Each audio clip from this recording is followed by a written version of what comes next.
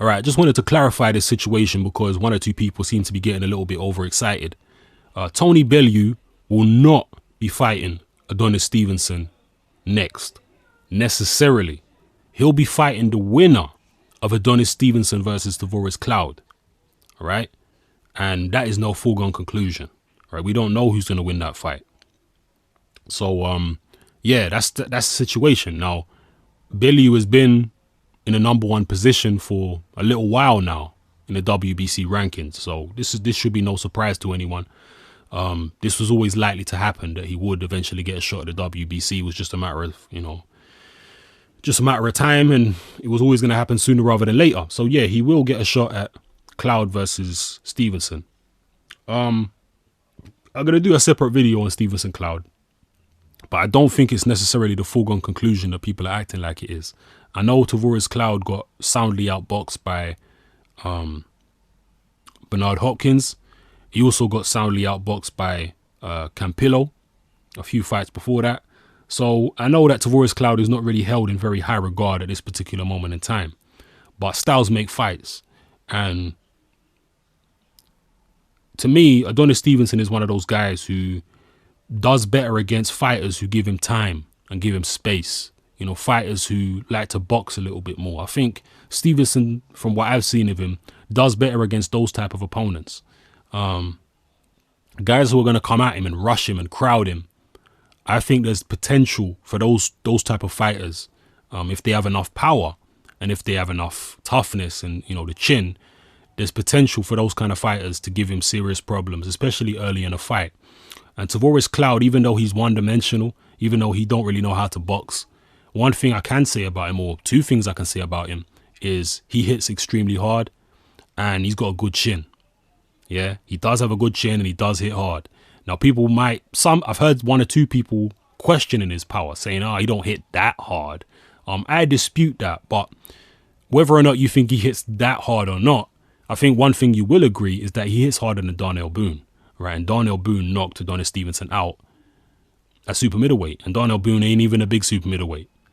All right, so I know I've talked up Adonis Stevenson in fights before, and I stand by everything I've said. Nothing has changed because styles make fights. Boxing, like the wire always says, boxing is rock, paper, scissors. It's chess, not checkers. All right, so based on styles, I think that there's the potential for Tavoris Cloud to give Adonis Stevenson some problems early on in the fight with his aggressive tactics. Tavoris Cloud can be a fast starter. He certainly was against Gabriel Campillo. He started very fast and he had Campillo down, I think, once or twice early in that fight. So, Stevenson's going to have to be careful, man. I ain't going to lie. He's been dropped. Stevenson is not that slick, right? He can box a little bit. He does have some boxing ability. He's got long arms. He can draw you onto punches, but he's no slickster in there. All right? He's no Erislan Lara, right? He's really not that slick. He does have some boxing ability, like I said, but he's not that slick. So I don't see him doing a Campillo on Tavoris Cloud. I don't see it. He's going to try and keep Cloud under control with his power, not with any type of slickness, because like I say, he ain't that slick. So it's going to be interesting. At this particular moment, I would say, yeah, Stevenson should win it. He might have to win it on points. I'm not sure if he'll stop Cloud. I think he has the power to stop Cloud, but against someone as big and strong as Cloud, who you can block certain punches and, make it difficult for you, I'm not sure whether Stevenson will go all out for the stoppage, especially if he tastes one or two of Cloud's own punches, because Cloud does hit hard and he is a strong guy. We'll see how it goes, but I think that fight is a little bit more dangerous than people realize for Adonis Stevenson. I think it is a bit more dangerous. In terms of Bellew versus Stevenson, I think that's a good fight. And, I've talked about this before, but I would give Bellew a better chance of beating Adonis Stevenson than I would Carl Froch of beating Stevenson. People find that so controversial. People at the moment, and, for quite a while, have been calling me a Carl Froch hater. It's not about hating, right? It's just about analyzing, taking a step back. I'm not dealing with boxing from a patriotic standpoint. I'm not dealing with it from a standpoint of which fighter's personality I like and which fighter's personality I don't like. You know, there's plenty of fighters out there who I don't necessarily like their personality, but as fighters, I think they're incredible. You know, James Toney being one of them. James Toney to this day is one of my favorite fighters of all time. You know, that guy to me was incredible in his prime in the ring. But in terms of, you know, whether I like him as a personality, it's the next thing. You know, so it's not about personalities. It's not about patriotism. It's not about race. It's not about none of these things. It's just about me looking at it from an objective, scientific point of view. You know, so that's all it is. So I'm not a Carl Froch hater. I'm not underestimating him or anything like that, or deliberately underestimating him because I don't like him or anything like that. It's nothing to do with those things. It's just the weaknesses that I see in Carl Froch. His particular style that he has. I think that Tony Bellew would stand a better chance of beating Adonis Stevenson than Carl Froch would. That's just my opinion. Right? I could be wrong. We don't know what's going to happen until they get in the ring. Right? Opinions don't mean shit in boxing. Mine don't mean nothing. Yours don't mean nothing. Right? The only thing that matters is the results in the ring. Right? But based on what I've seen, I would say Bellew against Stevenson is very interesting. Because Bellew can box. He can think in there. Bellew don't have the longest arms for his height.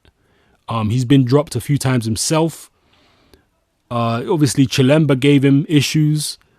But I don't know. There's something about Bellew. He is a little bit cerebral in there. He can think and he can make certain little tactical adjustments here and there. Not always the right adjustments, all right? But I don't know. I just see Bellew as a little bit more tricky for Stevenson than Carl Froch at this stage. Obviously, Bellew is bigger than Froch and all those kind of things. So I don't know. It's interesting anyway. It's interesting. That's what I will tell you. And obviously, I'll make a prediction for the fight. If Stevenson gets past Tavoris Cloud, I'll make a prediction for Bellew against Stevenson. So yeah, those are just my thoughts. I wanted to clarify the situation because a lot of people seem to be thinking that it is definitely Stevenson against Bellew when it's not yet anyway.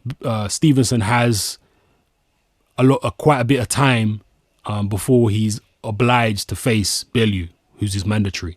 All right, and in between that time, he don't want to be inactive, so he's decided to take a voluntary defense against Tavoris Cloud. Tavoris Cloud definitely don't deserve the shot. No question about it. He does not deserve a title shot. He's coming off a loss, but no one else was willing to face Adonis Stevenson. Froch didn't want to face him. Ward didn't want to face him. You know, Hopkins didn't say anything about facing him, or maybe Hopkins has got his own situation that he's dealing with. So there was no other available opponents, but he wanted to stay active before he faces Bellew. So he decided to take on Tavoris Cloud, who's a former champion. So, you know, it is what it is. So, yeah, I just wanted to give my 2 cents on the situation and clarify it a little bit. Leave your comments in the comment section below as always. Make sure you check out my boxing playlist because obviously I do a lot of videos to do with video games. All right, so definitely check out my boxing playlist. If you don't want to be constantly having to sift through my videos and find the boxing ones, just go to my channel. Look at my playlist, scroll down, you'll see the boxing playlist. Click on the one that says Hatman Boxing and you'll be taken to a page. Please bookmark the page. You'll be taken to a page which just has my boxing videos on it. You can click play all and it'll click them. It will play them one by one all the way through from the most recent one, you know, to the last one. Like I say, bookmark the page. So anytime you want to see it, if I've got any new videos, you don't have to worry about, you know, looking at your feed on YouTube or anything like that. Your subscription feed, you can just go straight to my playlist page and it will always be updated. Every single boxing video I upload gets added to that playlist as soon as I upload it. So that's the best way to keep updated with my boxing videos. So yeah, leave your comments in the comment section below. This is Hatman. I'm out.